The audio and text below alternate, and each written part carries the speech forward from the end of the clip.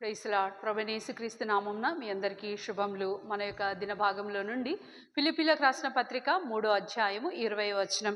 మన పౌరస్థితి పరలోకమందున్నది, అక్కడ నుండి ప్రభు అయిన యేసుక్రీస్తును రక్షకుని నిమిత్తం కనిపెట్టుకొని ఉన్నాము. ఎప్పుడైతే మనం యేసు ప్రభుని మన రక్షకుడిగా, మన యొక్క ప్రభువుగా అంగీకరించామో ఆయన మనకు ఒక నూతన పౌరసత్వం ఇచ్చేవాడుగా ఉన్నాడు. ఆ నూతన పౌరసత్వమే పరలోకంలో ఉన్నది.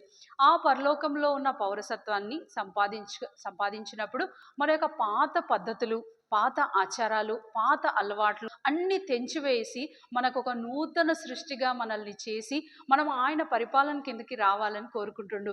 ఆ నూతన కుటుంబంలో చేరిన మనము హక్కులు, సర్వ సంతోషాలు కూడా మనకి ఇవ్వడానికి ఆయన ఇష్టపడుతున్నారు. అటువంటి నూతన యజమానుడి కిందికి మనం వద్దాం. ఆ నూతన పరలోకాన్ని మనం సంపాదించుకోవాలంటే ఎవరికి సునాయాసంగా అయితే రాదు.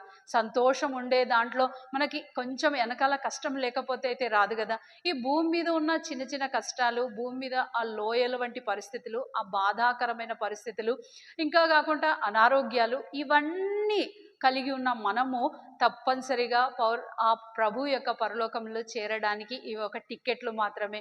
ఇటువంటి గొప్పది మనకి ఇవ్వడానికి ఆయన గురి కలిగి ఉన్నాడు. రండి, మనం కూడా ఈ చిన్న చిన్న వాటికి భయపడక, ఈ చిన్నయే ఆ 2 రోజుల్లో 2 సంవత్సరాలు కొద్ది సమయంలో దాటిపోయే వాటికి భయపడి ఆ గొప్ప పరలోకంని మర్చిపోకుండా, విడచకుండా ప్రభు కృపను కోరుకుందాం. రండి, ప్రార్థన చేసుకుందాం.